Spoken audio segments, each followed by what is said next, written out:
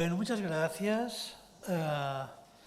Gracias a los colegas de Donosti por haberme invitado a esta ciudad que adoro. Siempre es para mí muy agradable volver a los sitios ya conocidos de hace tiempo. Y bueno, sobre todo ahora en el contexto de lo que hemos vivido en estos años, donde de alguna manera, viajar, en el sentido que antes decíamos viajar, ¿no? Con el cuerpo, ir a encontrarnos con las personas, con los colegas, de la manera que ahora se llama presencial, que antes era simplemente normal y ahora es un adjetivo, es presencial, ¿no? Y realmente, es una satisfacción poder volver a recuperar algo de esta normalidad un poco accidentada, que se ve, ¿no? Estamos todos aquí con la mascarilla, ¿verdad? Y con las restricciones de aforo, pero estamos aquí y me parece importante. Y de alguna manera quiero decir que la dificultad para sostener la presencialidad, es decir, de relacionarnos con nuestros cuerpos y los cuerpos de los demás en presencia, y de alguna manera algo que estamos viendo, y es que de alguna manera con la ayuda de la pandemia lo que se ha producido es una ganancia de terreno, es decir, lo virtual ha ganado mucho terreno sobre lo que es lo presencial, en muchos ámbitos, ¿no? Y esto tiene mucho que ver con el tema del que vamos a hablar hoy. Esta dimensión nueva que cada vez se convierte en más dominante de la virtualidad como una parte de la vida cada vez más grande, ¿no? Sobre todo en los jóvenes, ¿no? Y ahora ya en los niños, tiene mucho que ver con una serie de transformaciones de la subjetividad.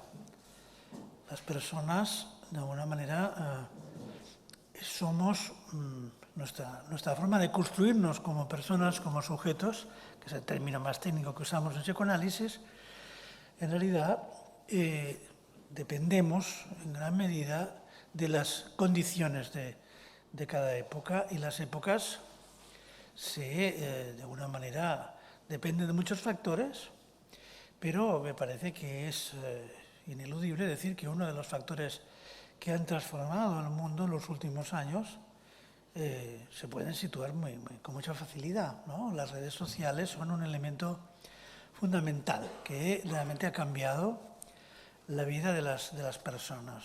Y como decía, de alguna manera todo lo que ha ocurrido sigue ocurriendo con la pandemia ha hecho que muchas cosas que antes nos parecía impensable hacer virtualmente ahora nos parecen de lo más normal.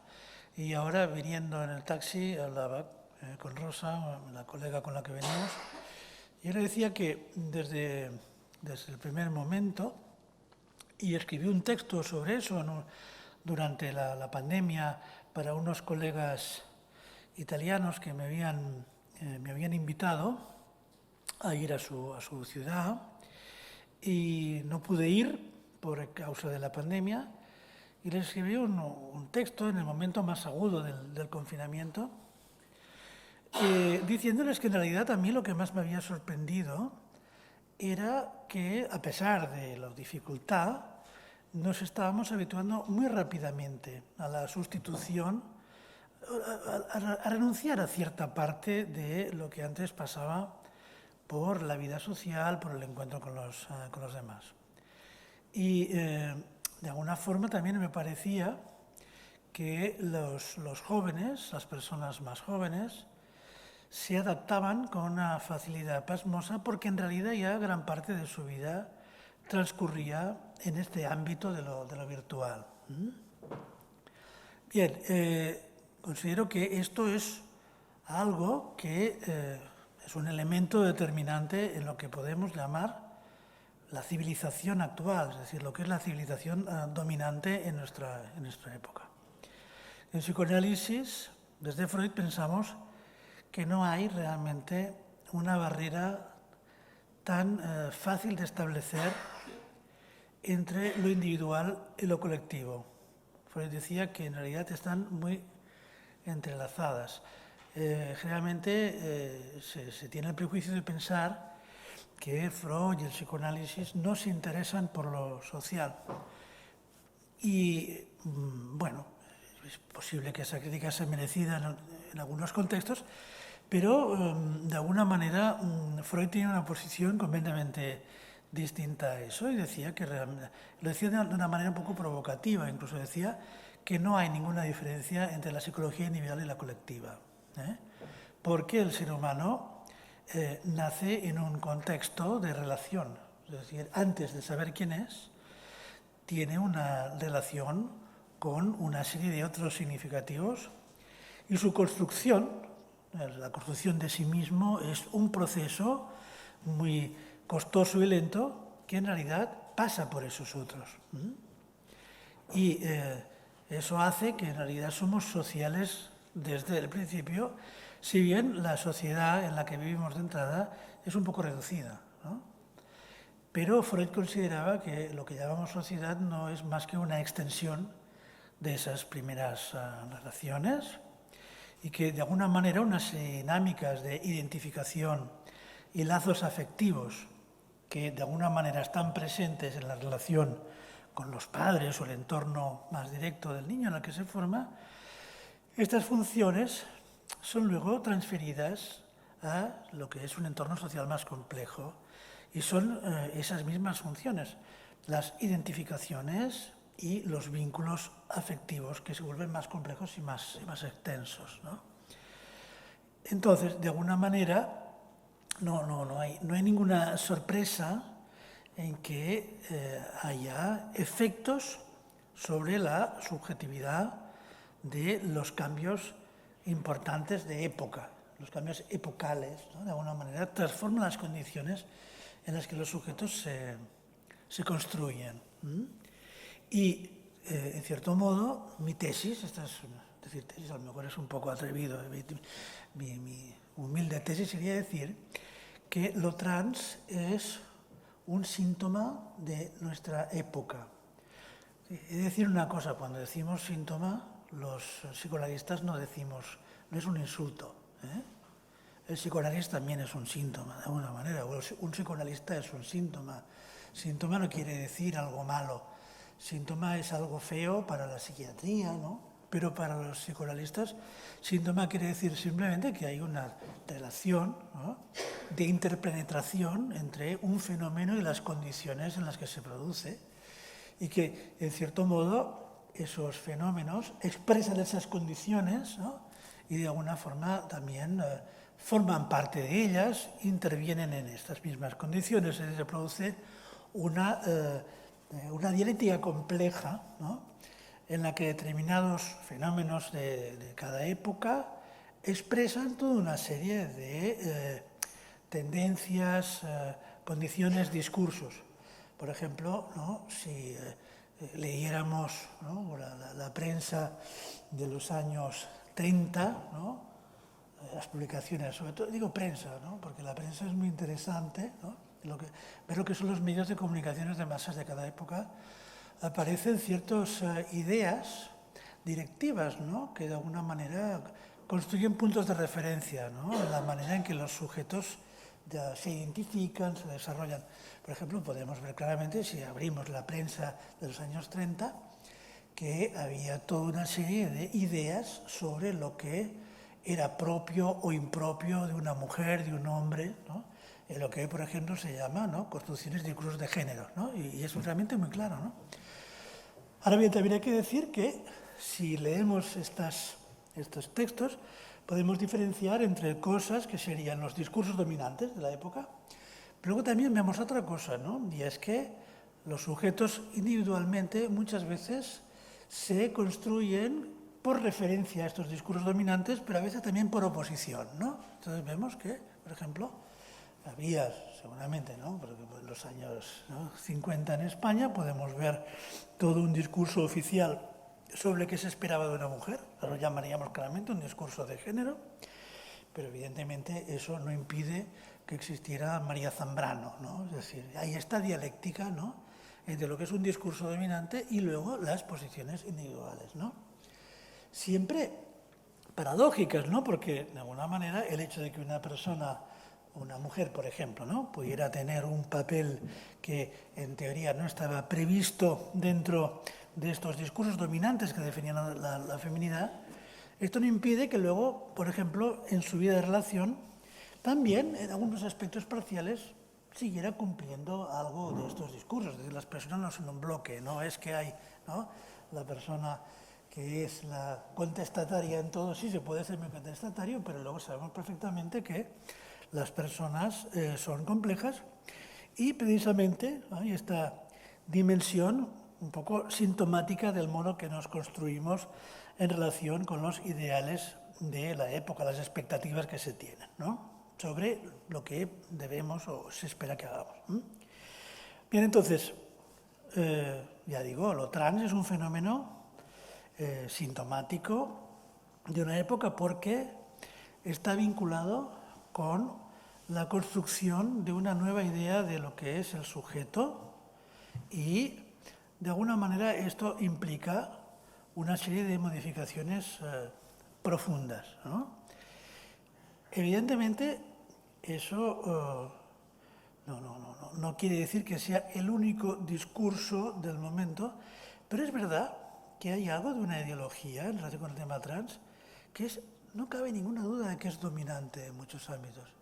Por ejemplo, el otro día se podía hacer una recopilación, yo no tengo tiempo de hacerla, ni he tenido tiempo, pero se puede hacer un ejercicio. Por ejemplo, pongan ustedes en Google, ¿no?, el país y trans, y les saldrán una cantidad enorme de artículos sobre testimonios, por ejemplo, de que unos padres supieron que su hijo, que había nacido con un cuerpo de varón, en realidad ellos ya cuando el niño tenía 9 meses, y no exagero, estoy refiriéndome a un caso concreto, supieron que el niño quería ser una niña. ¿Por qué?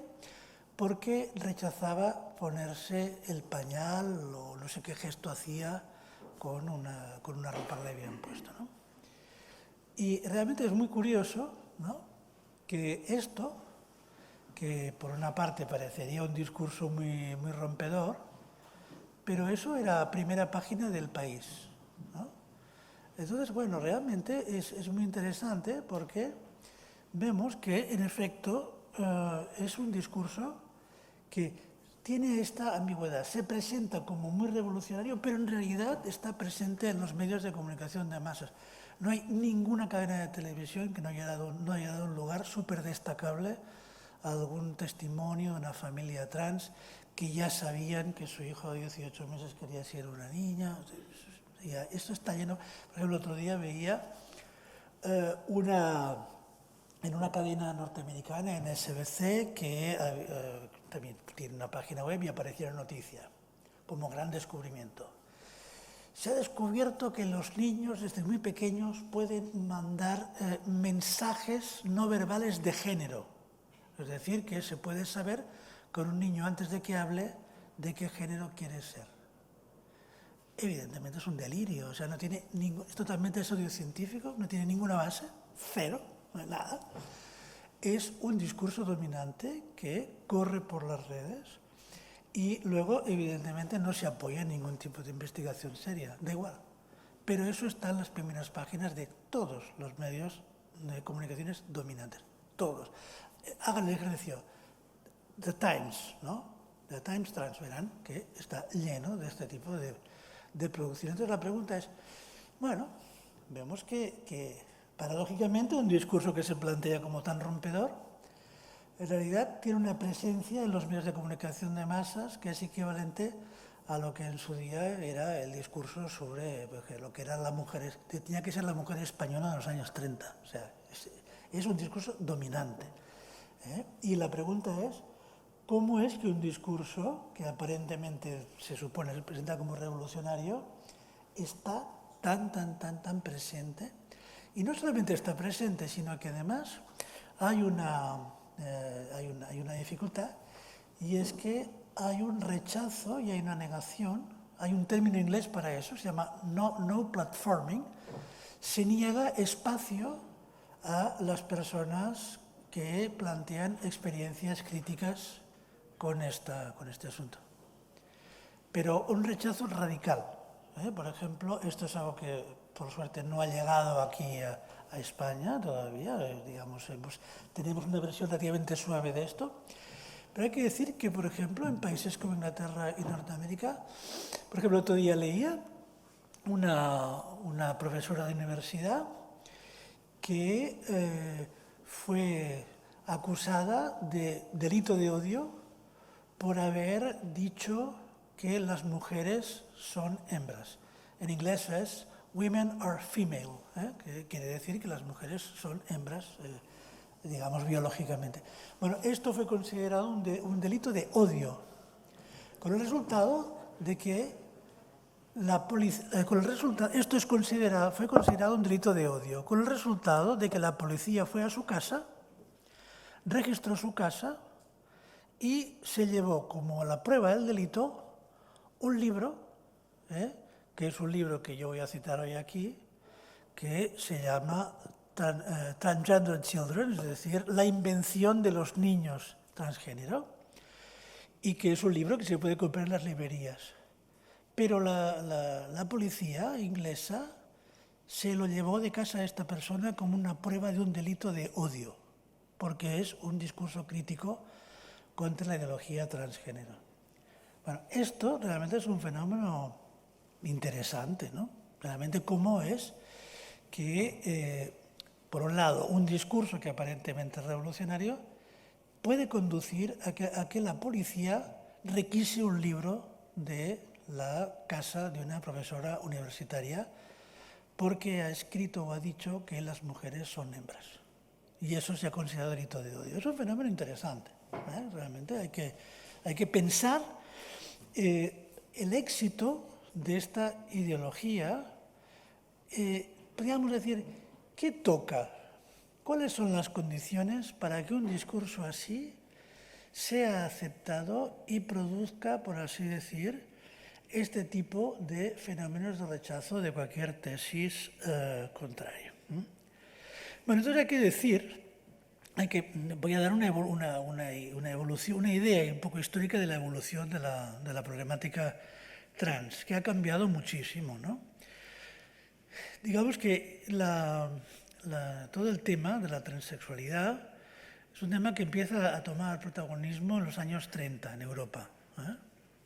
No voy a dar muchos datos para no aburrirles, pero hay un caso conocido que dio lugar a una película, que creo que se llamaba La chica danesa, ¿no? Es un caso histórico. Y esta persona fue tratada y operada por los médicos de la época, un tal Hirschfeld y un tal Hamburger, que eran unos médicos que estaban promoviendo una serie de investigaciones en el terreno de la endocrinología. Y entonces, eso era un terreno nuevo en la medicina, y el descubrimiento de las hormonas sexuales fue toda una especie de revolución, porque por primera vez la cuestión de la sexualidad, que había sido algo, podríamos decir, bastante enigmático hasta ese momento, de repente aparecía la idea de que lo femenino y lo masculino podían tener una base biológica. Esto era una novedad. Hasta entonces no se conocía el mecanismo de las hormonas. Y los médicos estaban fascinados porque había una relación clara, por ejemplo, entre la testosterona y el deseo sexual. Entonces, esto es un nuevo paradigma. La idea que un sector de la medicina se hace de que eso tan misterioso como puede ser la sexualidad puede tener una base biológica precisa y que, de alguna manera, uno de las claves serían las hormonas. Bueno, y entonces, esta chica, este caso de transexual, tuvo mucha resonancia Y esto hay que decir que siempre ha sido así. Los casos de transexualismo de los años 30 siempre han tenido gran resonancia y mucha aceptación. Esta idea de que es algo rechazado es totalmente falso. En realidad, la transexualidad ha sido algo que de los años 30 tiene mucho cartel. Ha fascinado mucho. Son figuras que de alguna manera siempre han fascinado porque siempre ha habido una admiración por figuras singulares que de alguna manera se atrevían a romper con una serie de convenciones que a los común de los mortales les parecen sagradas, ¿no? Entonces, realmente es un rasgo muy interesante tener en cuenta que esta mujer, que era un hombre y se convirtió en mujer, pues consiguió del rey de Dinamarca el cambio de sexo, no fue ni mucho menos rechazada. Fue operada, le injertaron unos ovarios y manifestaba la idea de que quería ser madre como demostración, en sus mismas palabras, de que siempre había sido una mujer, a pesar de haber nacido en un cuerpo de hombre, ¿no?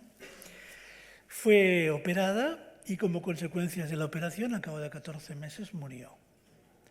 Pero tiene un discurso realmente muy, muy curioso donde dice que ha valido la pena vivir esos 14 meses aunque muera, porque de alguna forma eso ha sido la realización de un deseo, digamos, de toda su vida. La cuestión es que en este momento, a partir de este caso en particular y otros parecidos, la psiquiatría se encuentra con un problema, porque hasta entonces los casos de transexualismo siempre habían sido, formado parte de casos de psicosis paranoicas delirantes. Y este es el primer caso donde, de alguna manera, dicen los médicos, fuera de esta peculiaridad de querer cambiar de sexo, esa persona no tenía ningún fenómeno delirante. Es decir, lo que de alguna manera plantea un problema para la psiquiatría de la época es que no le pueden diagnosticar una paranoia. Entonces, este caso es muy importante porque introduce en la historia la idea de que puede haber personas que deseen cambiar de sexo sin por ello tener una psicosis paranoica. Y de alguna manera se crea una interacción muy interesante entre estos casos y una rama de la ciencia médica que está desarrollándose, que es la endocrinología. Es decir, son como si es una especie de asociación, ¿no? Estos transexuales van a pedir a los endocrinólogos tratamiento y al mismo tiempo los endocrinólogos encuentran en estos pacientes la justificación de su profesión, ¿no? Es realmente muy, muy interesante. Y luego, en los años 50, después de la guerra ya, médicos que habían trabajado en el instituto van a Estados Unidos. Y hay un caso famosísimo, que es el caso Jorgensen, tratado por uno de los que habían formado parte de la clínica de Hamburger en Berlín y que habían tratado a ese paciente danés. Y entonces se produce un éxito mediático en la época. El caso Jorgensen se hace súper famoso. Es tratado por un médico, Benjamin, que de alguna manera populariza los avances de la endocrinología.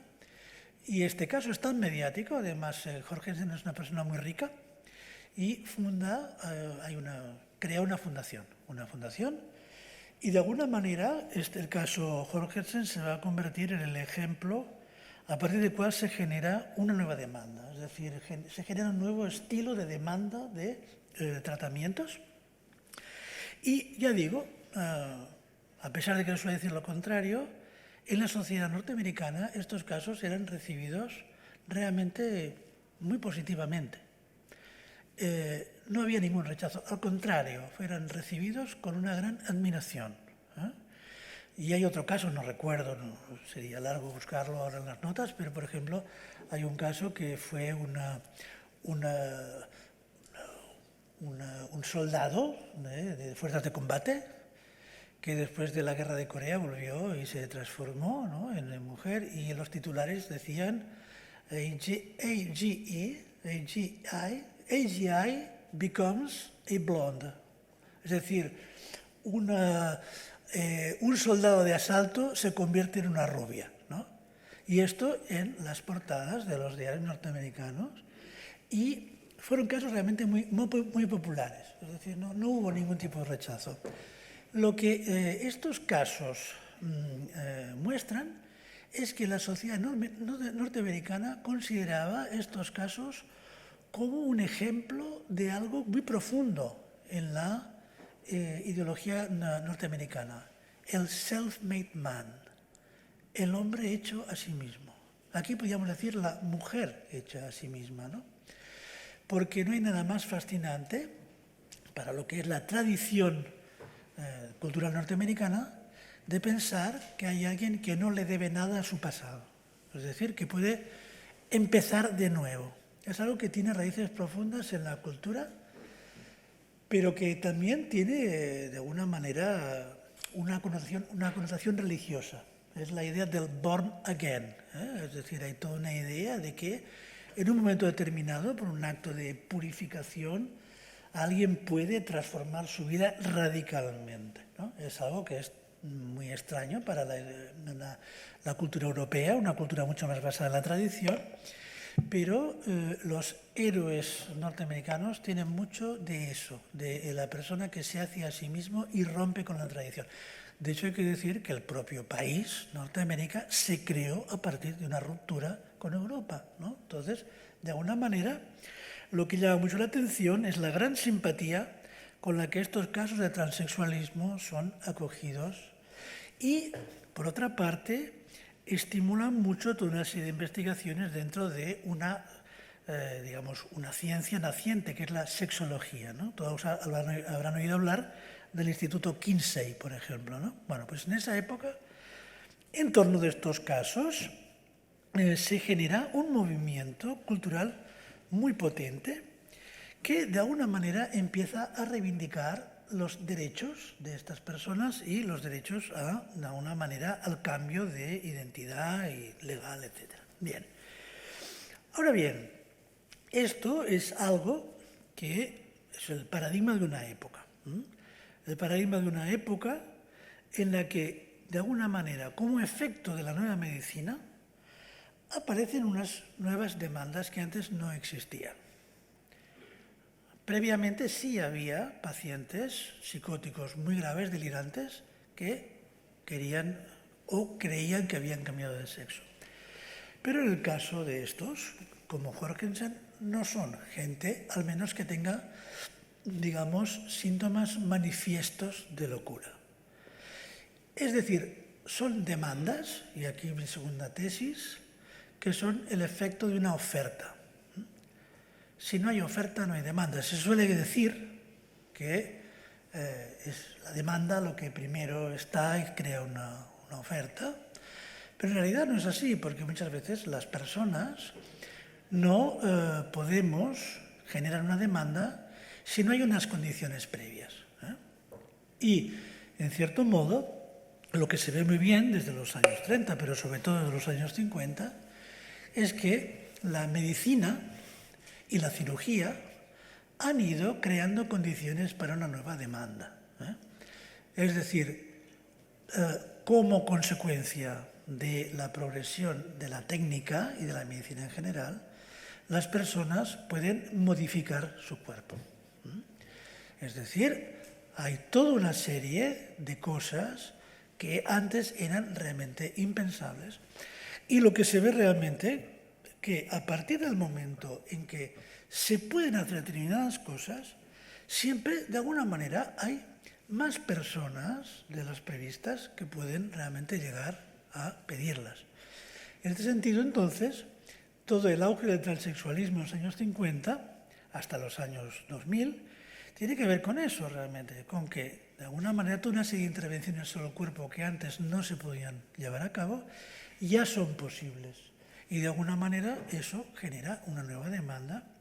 Y podemos decir, hay un filósofo que se llama Castel, Pierre-Henri Castel, que en el 2002 escribe un texto que se llama La metamorfosis impensable, donde dice que realmente como efecto de estas nuevas ofertas de tratamiento desde el mundo de la medicina y la cirugía, empiezan a haber personas que pueden tratar ciertos malestares en su cuerpo a partir de una idea de transformación corporal posibilitada por la ciencia y la cirugía, ¿no? Es decir, en términos de Castell sería que es un atractor sintomático, es decir, la posibilidad de hacer una serie de cosas hace que personas que tienen malestares diversos puedan concebir la idea de que su solución pasa por una transformación que ya está al alcance de la medicina actual. Ahora bien, de alguna manera hay algo que es un corte, hay una diferencia, porque el transexualismo en estas condiciones, como, digamos, personas que sin tener una sintomatología delirante y psicótica optan por modificar su cuerpo, de alguna manera había sido una población relativamente estable, se había estabilizado y eran una minoría, no había realmente tantos. Y de alguna forma era un movimiento que tenía una cierta visibilidad social importante, pero, por ejemplo, se mantenían separados como una población que no se confundía para nada, no consideraban que tuviera nada que ver con lo que se llamaba travestis. El travestismo y el transexualismo eran en realidad cosas distintas. No había un sentido de comunidad entre estas personas transexuales y otro tipo de personas que eran hombres, que no tenían ninguna intención de cambiar de sexo, pero que disfrutaban vistiéndose de mujeres. Eran fenómenos completamente distintos. Entonces, ¿por qué a partir de los últimos años, de repente, hay una nueva definición de lo trans que se caracteriza porque dentro de una misma denominación, trans, entran cosas que antes eran consideradas muy distintas? Dentro de lo trans vemos que hay transexuales, pero también hay fenómenos de lo que se llama en inglés cross-dressing, es decir, gente que simplemente disfrutan vistiéndose del sexo opuesto. Y luego, de alguna manera, se han ido añadiendo toda una serie de personas que, de alguna forma, podríamos decir, no se sienten identificadas dentro de una serie de estereotipos de género. Y dentro de esta gama realmente hay muchas cosas. Hay personas que optan por una modificación corporal quirúrgica, pero también hay personas que no. Es decir, a diferencia del transexualismo, que era realmente una tipología muy concreta, diferente de lo que era el travestismo, y con un porcentaje abrumadoramente positivo de, digamos, opciones por lo que eran las hormonas y las operaciones, eso es algo que en la actualidad no es así. Es, digamos, un fenómeno mucho más amplio en el que entran una gran diversidad de opciones. Esto es una primera pregunta, es decir, ¿por qué? ¿Por qué ahora lo trans es un fenómeno que engloba tantas posibilidades distintas, con personas que se operan, personas que no se operan, y en la que, en cierto modo, la modificación del cuerpo es a veces, digamos, puramente cosmética, simplemente tienen que ver con algunos detalles de vestimenta, y de alguna manera eso es algo que desde el punto de vista de la opinión pública es como si fuera algo que de alguna manera forma parte de una comunidad que además ha englobado fenómenos que antes eran realmente completamente distintos, como lo que es el lesbianismo o la homosexualidad masculina, ¿no? La idea de hace unos años de englobar a lo que son todas las orientaciones sexuales, ¿no? Por el lado, por ejemplo, del lesbianismo o la homosexualidad masculina, con fenómenos de travestismo y de transexualismo, es realmente un fenómeno de las últimas décadas y que no tiene absolutamente nada que ver con lo que había sido el paradigma transexual. Entonces la pregunta es, ¿qué ha pasado? ¿Qué ha cambiado? ¿No? ¿Qué diferencia hay entre el momento transexual y el momento trans? Segunda cuestión, importante, y es en la que yo me voy a centrar más hoy, porque es la que me parece que en este momento, bueno, realmente es por donde de alguna manera surgen en este momento las contradicciones más importantes a tratar. Se trata de que antes toda la problemática del transexualismo, travestismo, era algo que se solía plantear en personas adultas. Y, en cierto modo, no planteaba o se habían ya resuelto los problemas legales porque, de alguna manera, en general, era algo que siempre surgía en personas mayores de edad. Con lo cual, había toda una serie de cuestiones relativas, ¿no?, a la edad, ¿no?, suficiente o no para determinado tipo de intervenciones, que no se planteaba. Pero hay un fenómeno nuevo, que es de los últimos, sobre todo los últimos 6 años. Aunque de alguna manera se puede trazar un poco más, incluso podríamos decir, bueno, ¿no?, se nota una tendencia ya desde 2010. ¿En qué consiste? Consiste en la aparición de algo completamente nuevo, que no existía. Y es que mientras que las personas, ¿no?, transexuales testimoniaban de que habían tenido una disconformidad con su sexo, con su cuerpo, desde siempre, desde la infancia más temprana, ahora aparece una tipología nueva que consiste en que personas que no han manifestado una disconformidad con su cuerpo la manifiestan de una forma repentina y rápida en la prepubertad. Es un fenómeno nuevo, no existía. O sea, los que digan que existía es falso porque realmente las estadísticas lo demuestran. Hay muchos estudios sobre eso y es algo absolutamente novedoso.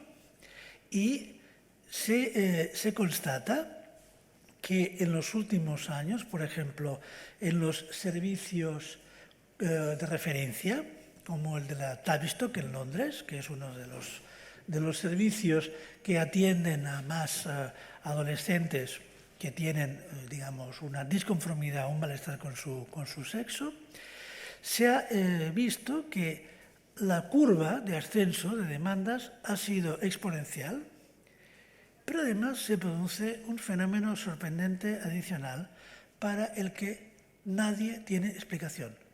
Nadie la tiene. Y se lo puedo decir porque he leído las memorias de la clínica Tavistock, también he leído las memorias del Instituto Karolinska de Ámsterdam, que es lo mismo en Ámsterdam, y nadie puede responder a una simple pregunta. Porque en la actualidad hay un 75% de las demandas que las hacen chicas adolescentes que quieren cambiar de sexo. Esta pregunta se la hace usted en este momento al mayor de la Tavistock y no sabe. Dicen, no lo sabemos, no tenemos ninguna explicación. Es realmente impresionante, porque no es que hayan atendido a 30 chicas, no, han atendido a miles y no tienen nada que decir sobre los motivos de por qué hay de una forma masiva muchas más chicas que han querido cambiar de género y precisamente a edades en las que empiezan a aparecer los primeros signos de la pubertad. Teniendo en cuenta una cosa muy importante, y es que la pubertad en Occidente es cada vez más precoz. Es decir, hay muchas niñas que ya tienen todos los fenómenos prepuberales a los 10, incluso a veces antes. Bueno, es realmente un escándalo que con tanta ciencia por en medio nadie tenga una respuesta para esto. ¿Lo pueden ustedes comprobar? O sea, yo les puedo pasar la bibliografía. Es realmente chocante que en una entrevista pueden decir eso, el periodista insistir y decir que no tienen ninguna explicación. Me parece que realmente es algo que muestra, digamos, que hay una dificultad realmente para poder construir algún tipo de hipótesis explicativa, porque no me parece que sea una cuestión secundaria, ¿no? Bien, la cuestión entonces es que desde hace 2 años se produjo un acontecimiento importante que probablemente podemos considerar el inicio de una nueva época, y es una demanda judicial. Una demanda judicial de una chica, se llama Keira Bell, que fue paciente de la Tavistock, se sometió al tratamiento, que es el tratamiento que hasta ahora ha sido, podríamos decir, típico y canónico, que empezó a darse en Ámsterdam, en esa clínica de referencia, ¿no?, la Karolinska, y que luego se adoptó en Estados Unidos y también en Londres y en el Reino Unido, que consiste en plantear que los chicos, y que mayoritariamente las chicas, que manifiestan lo que se ha llamado hasta ahora disforia de género, el primer tratamiento es que se les administra bloqueadores de la pubertad. Quiere decir que se les dan no hormonas del sexo opuesto, sino que se les dan bloqueantes de la pubertad, de manera que se detiene el desarrollo de las mamas, de toda la cuestión endocrina, ¿no? ¿Y qué idea es la que preside a esta intervención? La idea que preside esta intervención en el protocolo, tal como se diseñó hace unos años, era dar tiempo para que se lo piensen. Pero las estadísticas, tras una investigación que se hizo en Inglaterra a raíz de este caso, de esta denuncia de Keira Bell, que se miran los números y se dice, bueno, a ver, en teoría se dan bloqueadores para que las chicas que están disconformes con su género tengan tiempo para pensárselo. Y resulta que, en teoría, si realmente eso funcionaba para pensárselo, sería de esperar que algunas siguieran con su proceso de cambio de sexo y otras no, ¿verdad? ¿Saben cuáles son los números de la Tavistock? 100% de chicas a quienes se les dieron bloqueadores puberales, el 100% pasaron a la segunda fase, que era tomar hormonas masculinas. 100%. Entonces, resulta que hay una serie de estudiosos que han recuperado estudios antiguos y hechos en los años 70 o 80, estudiaron toda una serie de casos de chicos y chicas, porque en aquella época era más equilibrado, que tenían un malestar con respecto a sus digamos, identificaciones sexuales. Era más en el caso de chicos en aquella época, es decir, chicos afeminados, y resulta que las estadísticas decían que en el 90% de los casos, de alguna manera, ese malestar se superaba tras la pubertad.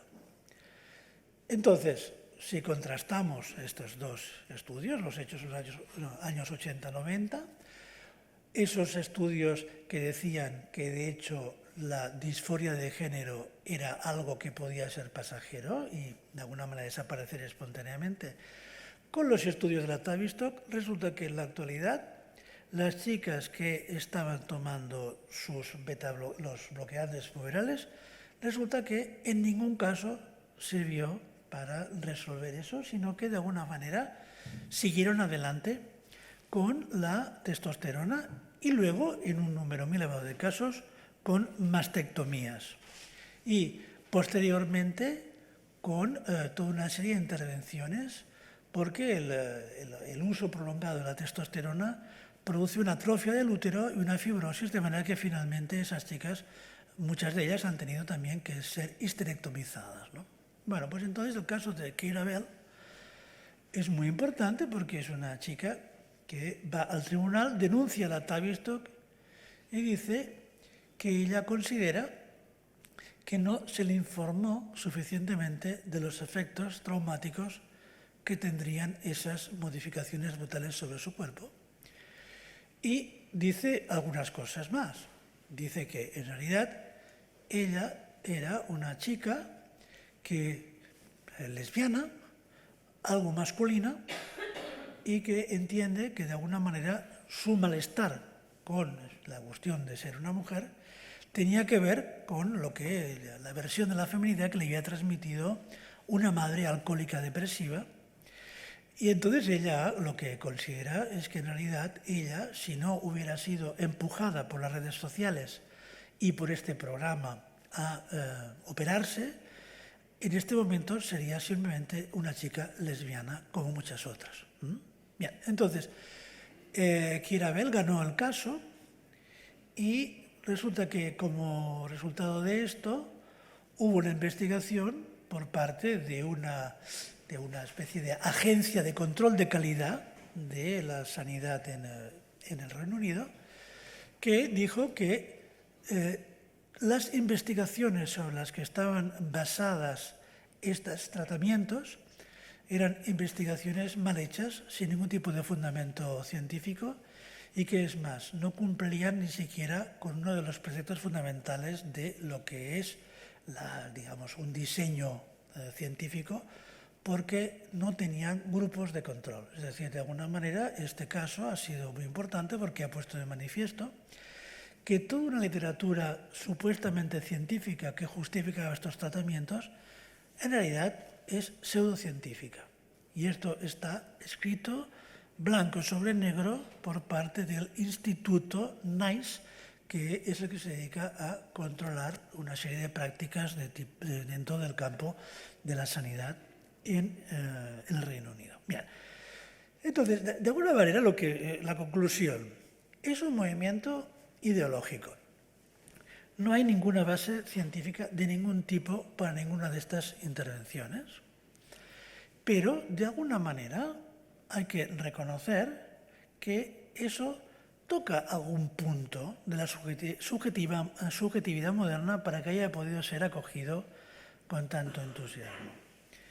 Acogido con entusiasmo por una serie de chicas adolescentes, muchas de las cuales resulta que luego las investigaciones han demostrado que eran chicas con una orientación sexual de tipo homosexual, lesbianas, y algunas con rasgos de lo que en otra época se hubieran llamado chicas, un poco marimacho, ¿no? O de alguna forma no conforme a los estereotipos de género femeninos al uso.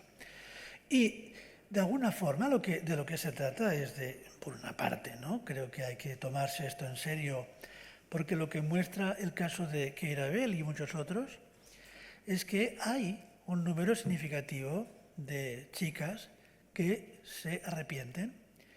Y lo que me parece muy importante señalar es que muchas veces el arrepentimiento viene después de las intervenciones agresivas sobre el cuerpo. No se piensa igual antes o después de una mastectomía. Es una intervención brutal en el cuerpo y muchas chicas que meses antes de la mastectomía la están deseando fervientemente. Luego, después de la intervención, hay un fenómeno de despertar y un efecto de un cuadro depresivo, porque de repente toman conciencia de que ha habido ahí algo que no se cumple. ¿Y qué es lo que dice Keira Bell? Es muy interesante, es una chica muy inteligente y la descripción que hace es muy precisa. Dice que al cabo de poco tiempo de su operación se dio cuenta de que ella no se había transformado en un hombre. No era un hombre de verdad. Se sentía una chica sin tetas y con una cicatriz horrible en el pecho. Y ella dice que se dio cuenta de repente que la idea de que se podía transformar en hombre era una fantasía. Y ella habla, ¿no? Y hay muchos casos así de este tipo de testimonios, habla de la presión de los medios sociales, de que de alguna manera hay en las redes sociales todo un discurso que empuja a las adolescentes que están en un momento delicado.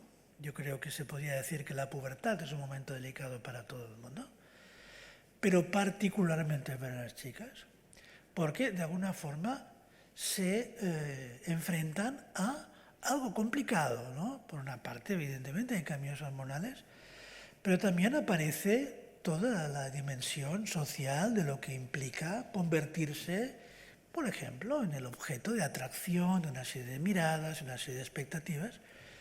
Y yo creo que no hace falta haber conocido a muchas chicas adolescentes para saber que de repente pues hay ahí un conflicto. Pasar de lo que había sostenido una chica como una niña a situarse con respecto a las expectativas, ¿no?, de lo que supone ser una mujer y con un cuerpo que ya no es el suyo y que no reconoce en el espejo, eso es algo complejo, realmente es una fisura, ¿no? Y el problema es que, bueno, ¿qué ocurre?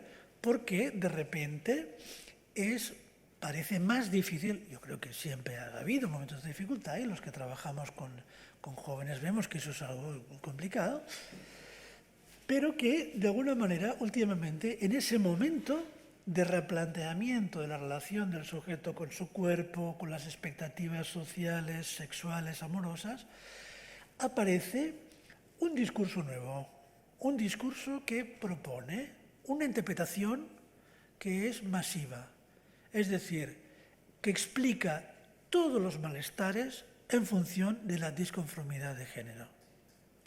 Estás deprimida porque naciste en un cuerpo equivocado. Rechazas, por ejemplo, esas nuevas formas femeninas que tienes porque en realidad tú internamente eres un hombre y eso es algo que se puede modificar y se puede modificar rápido, es decir, porque de alguna manera esos pechos que te han salido se pueden parar y se pueden suprimir.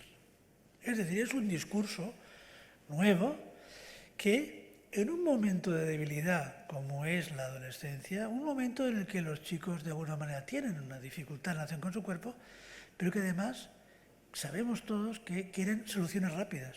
De lo que quiere un adolescente quiere tener la solución y, en cierto modo, la pide, la exige. Creo que de alguna manera vemos que la adolescencia es un momento de exigencia, de protesta, de queja, ¿no?, del destino que se tiene, de lo que los padres te han dado, de la familia que tengo, del cuerpo que tengo. Y en este momento hay un discurso que interviene ahí y, en cierto modo, lo que propone es una alternativa rápida. Una alternativa rápida que además cuenta con una acogida social muy favorable. ¿Por qué?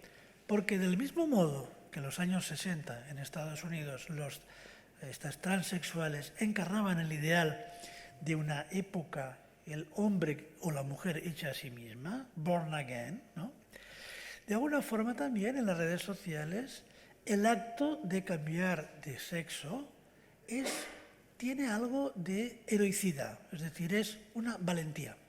Hay todo un discurso muy potente que consiste en acoger al adolescente diciendo sí, atrévete, tú puedes, eso va a ser la solución. Y una vez lo consiguen, son acogidos por una comunidad que de alguna manera es muy, en un primer momento, es muy reforzadora, y que además produce algo que es muy tentador para un adolescente, y es que permite encontrar una alternativa a la familia, de tal manera que incluso si algún padre o madre se oponen a este proyecto, rápidamente en las redes sociales hay un discurso que condena a la familia y que transmiten al chico o a la chica que si sus padres reaccionan mal o se oponen a su cambio de sexo es porque no lo quieren. Es un discurso realmente muy destructivo, Y entonces la aceptación por parte de los padres de este cambio de sexo se convierte en la única muestra de amor.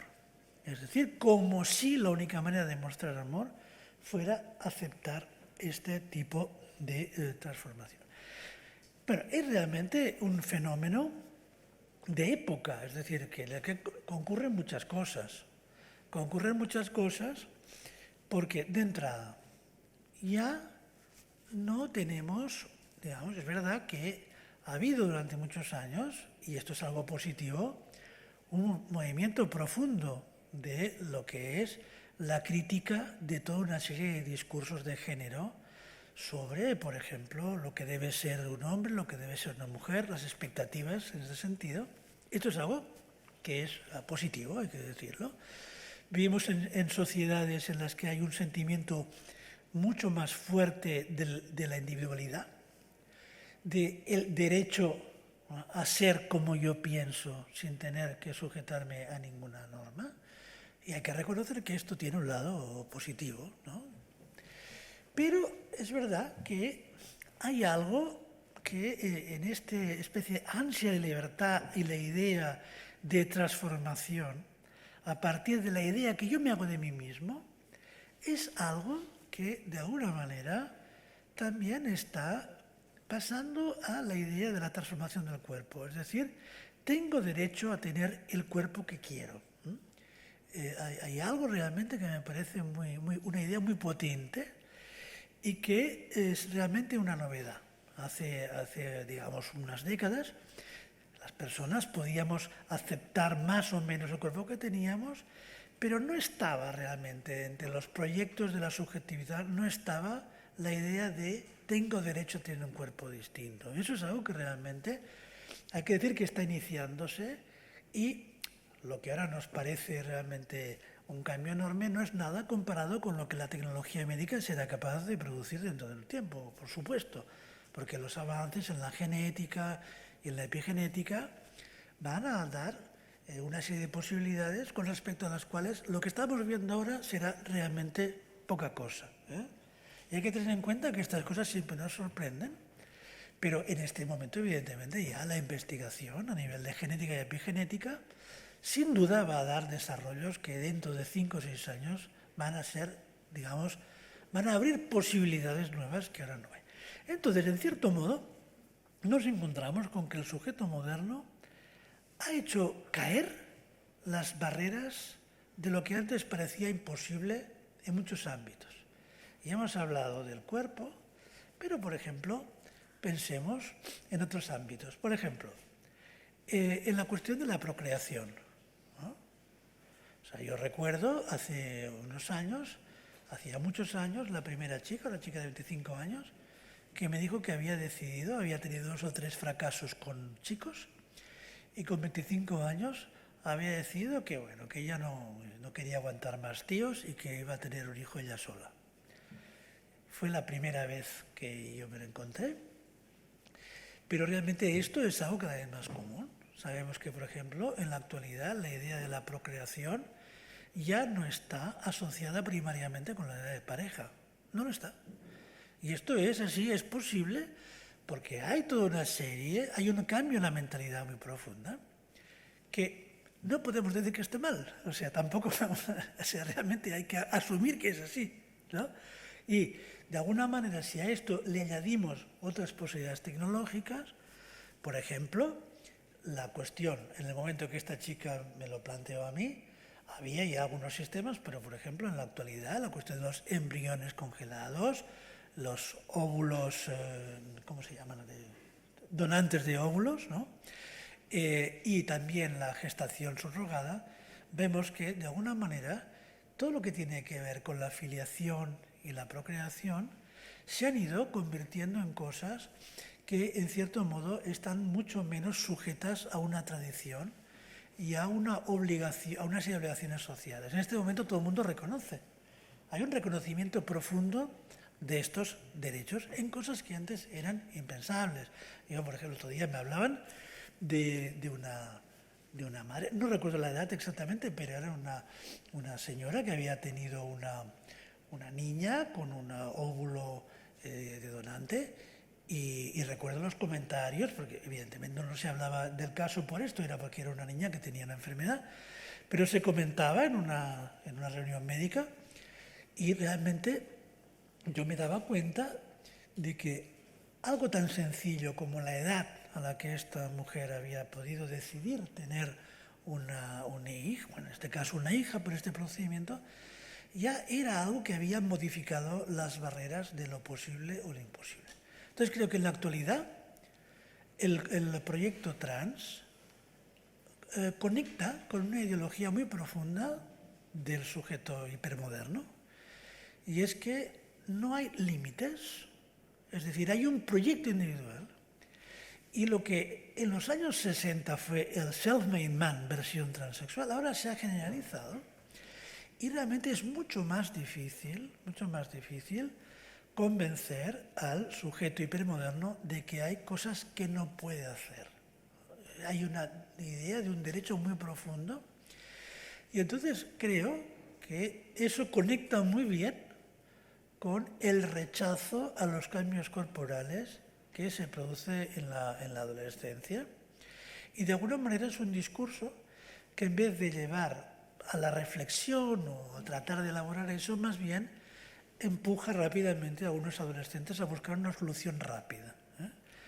La pubertad es un tiempo largo y molesto.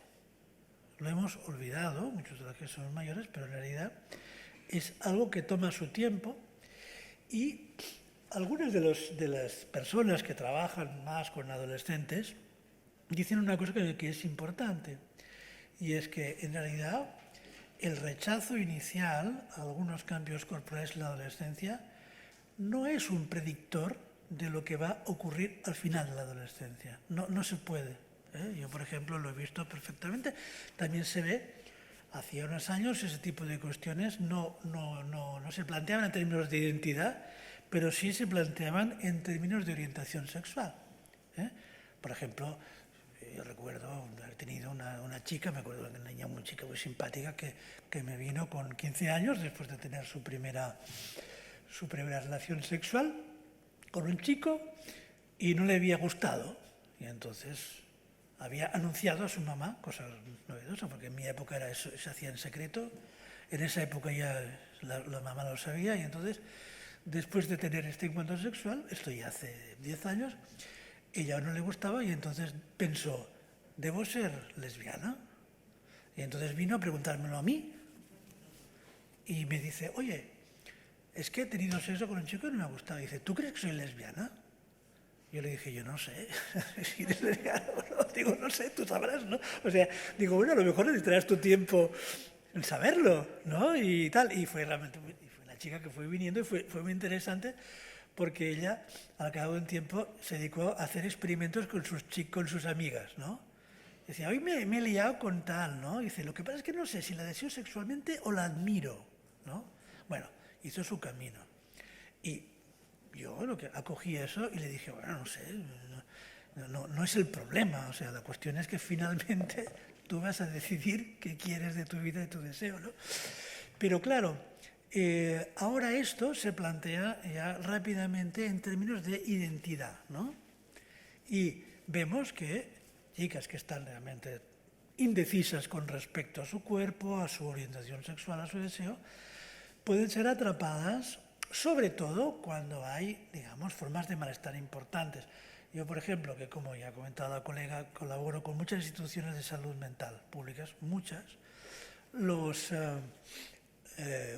psicólogos y psiquiatras han dicho que hubo una época en que estos malestares eran mayoritariamente canalizados como anorexias o bulimias.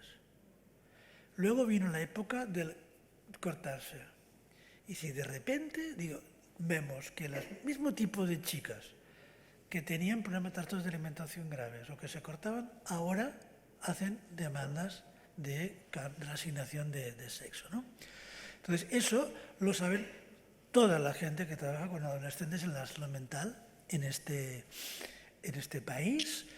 Parece que los únicos que no se han enterado de esto son, bueno, pues los responsables políticos que de alguna manera están introduciendo un discurso muy, muy complicado, muy peligroso, que es la idea de que cualquier terapeuta que de alguna manera pone en duda que la solución sea necesariamente un cambio de sexo, puede ser denunciado, ¿no? En estos momentos hay una ley pendiente del Ministerio de Igualdad español donde habla de la prohibición de las terapias de conversión, con multas incluso de cárcel, porque de alguna manera si yo en un momento determinado hablo con una chica y pienso que está haciendo un pasaje al acto y que probablemente se lo tendría que pensar más, pues probablemente yo podría ser denunciado y lo pagaría.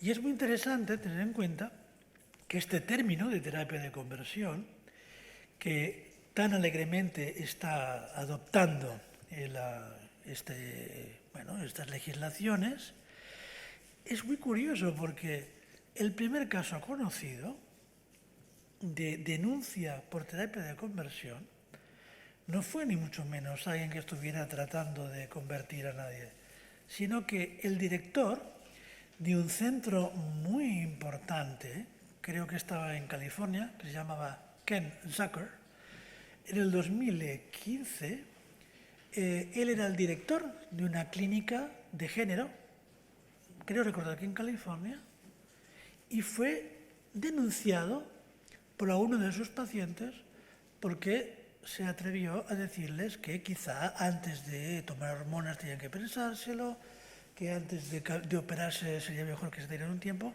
Y este señor fue denunciado en el año 2015, Zucker se llama, ¿no?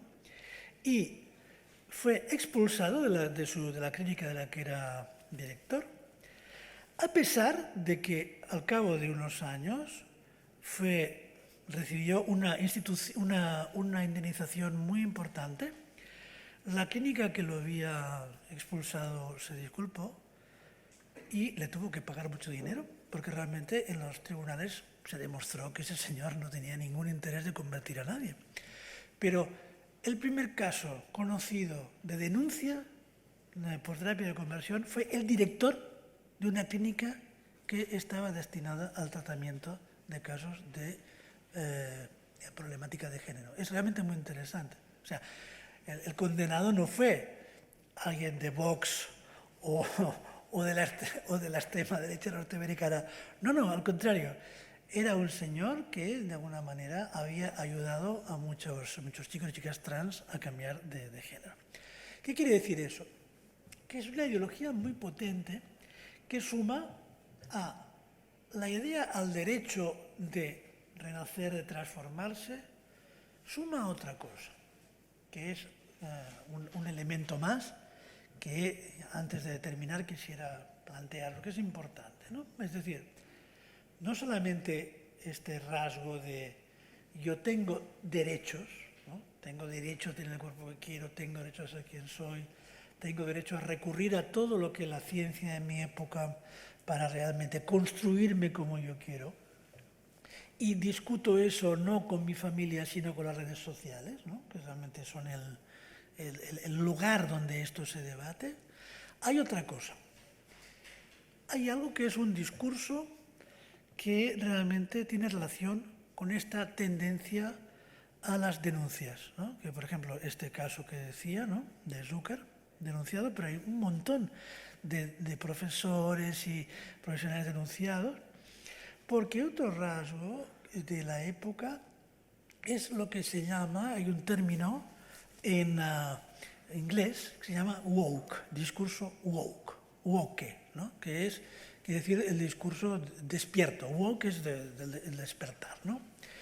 Y hay una cruce, digamos, la ideología trans, además de esta idea del sujeto hipermoderno hecho sí mismo, se ha cruzado con un movimiento muy, muy profundo que hace unos años se construyó en torno de la idea del gran despertar, que consiste en rechazar todo tipo de, podríamos decir, de toda relación que se considera de desigualdad o sometimiento en nombre de una ideología de los derechos humanos. Es decir, de alguna manera hay una idea de que cualquier forma de imposición de autoridad es una agresión. O sea, los profesores, por ejemplo, en las universidades, tienen, y esto forma parte del discurso woke, tienen que evitar inquietar a sus jóvenes estudiantes, por ejemplo, no pronunciando ninguna palabra que les resulte molesta. Tienen que crear entornos seguros donde no haya ningún tipo de palabra inquietante que produzca el fenómeno que en inglés se llama trigger. Trigger quiere decir de una pistola, el gatillo. Trigger es desencadenar. Es decir, por ejemplo, si hay una persona, imaginemos, de color y yo, por ejemplo, pronuncio la palabra negro, esta persona puede ser triggered, puede tener angustia, incomodidad y me puede denunciar, porque de alguna manera he usado una palabra que le recuerda, yo qué sé, por los años de sometimiento y la esclavitud de los negros. Y de alguna forma la idea de este discurso woke es que es totalmente intolerable cualquier tipo de uso del lenguaje que haga sentirse al sujeto inseguro. Es decir, hay que rechazar cualquier fenómeno de inseguridad. Y esto es muy importante porque con respecto al tema trans se ha impuesto una ideología que hace que se tiene que evitar cualquier tipo de lenguaje que pueda molestar a las personas no conformes con su género. Por ejemplo, no se puede decir las mujeres son hembras, women are female, porque entonces estás triggering, estás despertando una reacción de inquietud en alguna persona que puede haber ahí que se considere una mujer pero tenga pene, por ejemplo, ¿no? Esto es muy interesante porque la pregunta es, ¿de dónde viene esta idea de que el lenguaje hace tanto daño? Es un rasgo muy importante porque, de alguna manera, dentro del fenómeno trans, este rasgo, que algunas personas dicen que es secundario, yo no estoy de acuerdo, creo que es muy importante. Yo creo que el fenómeno trans implica una transformación del lenguaje. Por eso es muy importante ver que en este momento muchos de los debates que hay en torno a la cuestión trans en la educación o en los medios universitarios tiene que ver con las reglas que imponen una serie de personas al diálogo. Por ejemplo, yo podría, imagínense que yo me siento a veces hombre o mujer y entonces a veces mujer, entonces yo les impondría a ustedes que me llamen con un pronombre plural, ellos, ¿no? They, them, para referirse a mis dos personalidades, a mi personalidad masculina y femenina. Yo eso lo he podido decir un día, ¿no? Cuando yo me presento a ustedes, diría, bueno, ¿no? Me hubiera presentado porque quizás, ¿no? La colega hubiera dicho, bueno, pues Enrique Berenguer responde a los pronombres de they, them, ¿no?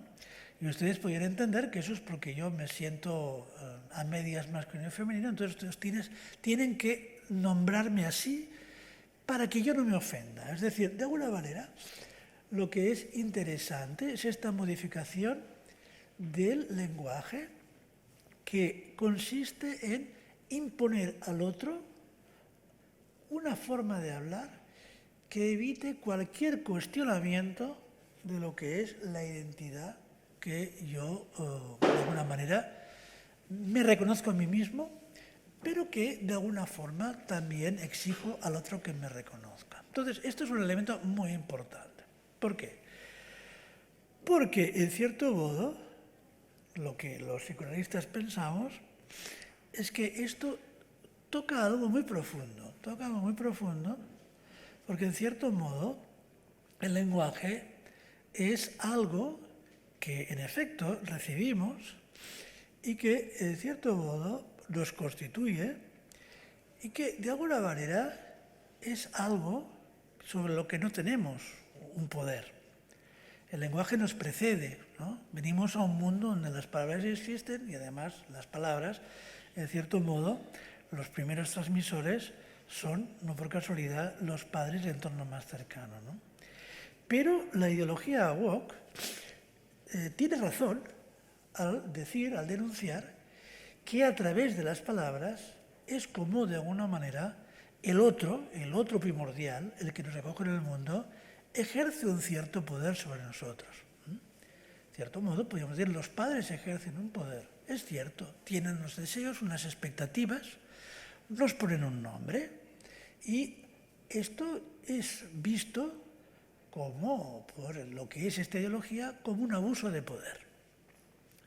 Y podríamos decir que hay un cambio de paradigma porque podríamos decir que influencias del otro, de los otros, que antes eran consideradas benéficas de una orientación, por ejemplo, ¿por qué mi madre me puso a mí Enrique? O por qué, no sé, ¿no? ¿Por qué, por ejemplo, a Rosa le puso Rosa? De alguna manera vemos que ahí había toda una relación del sujeto con el deseo que lo había traído al mundo, ¿no? Es decir, había una relación, podríamos decir, de cierto sometimiento, pero vivido como una orientación. Es decir, por ejemplo, ¿qué habían esperado, qué expectativas tenían mis padres con respecto a mí cuando me trajeron al mundo? Es decir, las personas de mi generación, en cierto modo podemos decir que nacimos en un entorno donde la idea de una transmisión intergeneracional era vista como algo bueno. Tenía sus cosas, evidentemente. Había que negociar un lugar. Por una parte, podríamos decir que esa autoridad o ese peso de los padres, ese peso de los profesores, ese peso de los discursos establecidos, nos molestaban y como jóvenes, de alguna manera, nos teníamos que rebelar contra eso, pero de alguna manera era una rebelión no tan profunda. Era una rebelión, pero que de alguna forma dejaba una posibilidad, una vía abierta a la conciliación. Por ejemplo, a decir, sí, pues están las expectativas de mi padre, etcétera, pero de alguna manera, por ejemplo, se podía reconocer en eso la marca de un deseo, es decir, que habían querido que tú estuvieras en el mundo, ¿no? Bien, pues de alguna manera hay algo en la ideología woke que rechaza esto. Hay un rechazo a este peso del otro que introduce expectativas, que introduce un lenguaje que te nombra, te pone un nombre, te nombra como chico, como chica, como también un nombre particular a partir de una tradición. Y me parece que esto es algo que es muy interesante porque esta rebelión es más profunda. Es no solamente como aquella chica que yo les decía que a los 25 años me sorprendió un poco porque nunca me había pasado, que después de 2 relaciones fracasadas con chicos dijera, yo ya estoy harta de los tíos y me voy a tener un hijo yo sola. Realmente a mí me pareció que era un poco precipitado porque era una chica que en realidad tenía muy poca experiencia, pero bueno, de alguna manera ella siguió su camino. Pero yo creo que yo tomo la decisión, ¿no? Y porque tengo derecho, de alguna manera que ya en aquella época empezaba a poder verse algunos índices en lo que tenía que ver con la vida amorosa, con la reproducción, con la filiación, ahora es más profundo y me parece que realmente dentro del movimiento trans hay realmente un rechazo al poder de los padres como transmisores de una identidad sexual. Profundo. Hasta tal punto que pueden ustedes encontrar en Internet que hay la idea de una familia sustitutiva. Incluso hay en este momento páginas de algunos personajes trans muy curiosos que dicen a los adolescentes que si sus padres no los aceptan como ellos quieren ser, que es porque no los quieren. Pero lo que es muy curioso es que ese señor, que es un señor con barba, se propone él como madre. Yo soy tu madre. Se llama Jeffrey de apellido, lo pueden poner Jeffrey. y pongan I am your mother, Jeffrey, I am your mother, y les saldrá un vídeo muy interesante de una persona, digamos, afeitada, pero se nota, ¿no?, que tiene barba, diciendo: si tus padres no aceptan tu identidad sexual, eso no es justo, es un maltrato, pero no te preocupes que yo soy tu madre. Entonces, realmente, por eso me parece que el tema trans es interesante como síntoma de época, porque yo creo que es una respuesta muy profunda de un sujeto que rechaza toda forma de condicionamiento que venga del otro. Y ese rechazo se convierte en un sufrimiento, porque es verdad que si uno no acepta el cuerpo que le han dado los padres, es un sufrimiento. En realidad, los padres son los que te dan un cuerpo. Esto es así. Y es curioso como en el discurso trans está totalmente denegado. Se dice: nací en un cuerpo equivocado. No aceptas el cuerpo que te dieron tus padres. Esa es la verdad del asunto. Se dice la naturaleza. No es la naturaleza. El otro día, hablando con un colega, decía: no, porque es como si la naturaleza se hubiera equivocado. No es la naturaleza. Son los padres. O sea, son los padres los que, de alguna manera, son los que transmiten el sexo genético. Y es porque hay un XY y un XX que se pueden dar combinaciones. Y entonces, eso es lo no dicho. Pero realmente el discurso trans es una rebelión contra la transmisión familiar y de alguna manera vemos que es el sujeto hecho a sí mismo, pero en realidad sin padres. Es decir, que puede conseguirse una suplencia en lo social de la familia.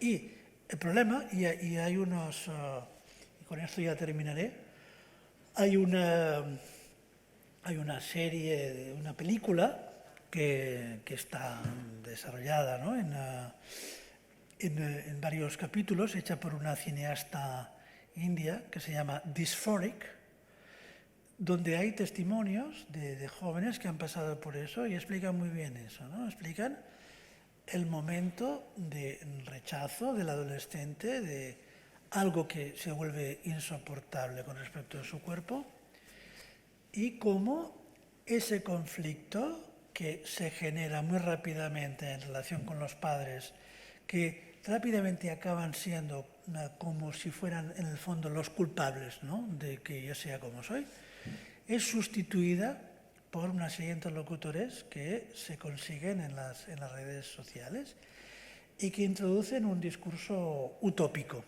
es decir, un discurso de que verdaderamente no hay ningún problema, no hay ninguna consecuencia.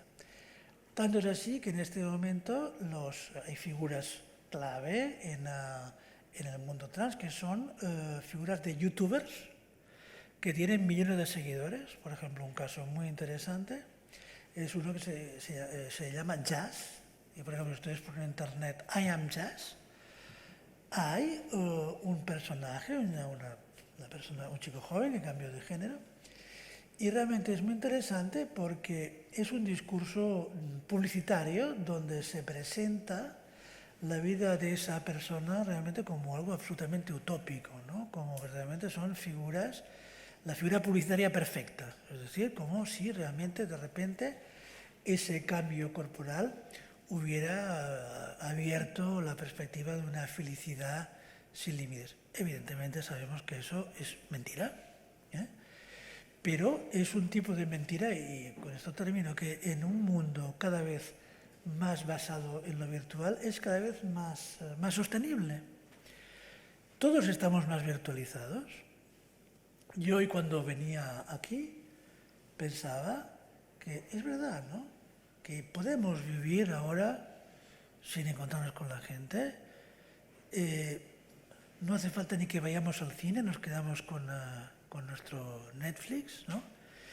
Y realmente cada vez más podemos vivir en un mundo que tiene algo de ficticio, y eso también es porque creemos menos en cosas que antes nos parecían más reales, ¿no? Hemos perdido un poco de fe en las cosas que antes nos parecían muy sólidas. Es decir, entonces podemos hablar de este fenómeno trans como sintomático, ya digo en el sentido que decimos los psicoanalistas, ¿no? Pero también hay que decir que algo de esto también nos representa, porque nosotros formamos parte de un mundo en el que muchas creencias ya no se sostienen. Y de alguna forma, todos cuando nos encontramos, ¿no?, por ejemplo, con una joven de 11 años que dice que rechaza su cuerpo y le dices, bueno, pero si eres una mujer, ella te puede dar unos argumentos que tú dices, no, es que no sé qué decirle, porque ¿qué le vamos a vender? Muchas de las cosas que les venderíamos ya no las... Evidentemente eran cosas que a lo mejor hace 50 años eran inconmovibles. Pero hoy día, cuando un adolescente rechaza su destino como mujer, tenemos muchas dificultades para responder, porque ¿desde dónde respondemos? ¿Desde la religión? ¿Desde lo que tiene que ser una mujer? ¿Quién dice lo que tiene que ser? No hay manera. Es decir, te pueden decir cosas que realmente, en gran parte, por ejemplo, algunos de los malestares que manifiestan algunas de estas chicas son malestares muy reales. O sea, y lo que yo pienso, y creo que los psicoanalistas pensamos, es que si bien el cambio en un cuerpo puede ser una solución para algunos, puede ser, ¿no? Sí, de alguna manera me parece que tenemos que sostener una conversación. Es decir, no se trata de que tú no tengas derecho a cambiar. Por supuesto, tarde o temprano podrás hacer lo que quieras con tu cuerpo. Solamente, te aconsejamos que no creas demasiado en que hay una solución universal y que lo que le puede haber ido muy bien a una amiga tuya o un amigo tuyo puede ser que para ti sea realmente un desastre y hace falta tiempo. Hace falta también tiempo para decir a las chicas que digo chicas porque es en este momento la clínica más común, ¿no?, que hay que poder hablar de todo eso, y realmente me parece que ahí hay conversaciones en las que debemos poder acoger ese malestar profundo, reconocer que esas chicas de hoy día ya no son como hace 20 años. Tenemos que saber cómo hablar con ellas también. Tenemos que aprender a hablar con ellas, porque no sabemos. Pero podemos aprender. Podemos aprender de ellas y que el discurso woke me perdone, ellas también a lo mejor alguna cosita podían aprender de los mayores. Que esto es lo que realmente en este momento está como en cuestión, porque, yo diría que hay motivos muy profundos para una caída de una serie de figuras de autoridad, y tenemos que aceptarlo. O sea, no podemos volver al pasado, tenemos que aceptar que hoy día esos debates son serios, que los jóvenes hacen estas cosas no porque sí, porque cada joven se plantea los problemas de la humanidad, y esos son realmente debates importantes, a los que hay que reconocer el derecho de tenerlos. Solamente intentar que no caigan en discursos petaporté, soluciones demasiado rápidas que luego pueden lamentar. Bueno, eso es todo por hoy.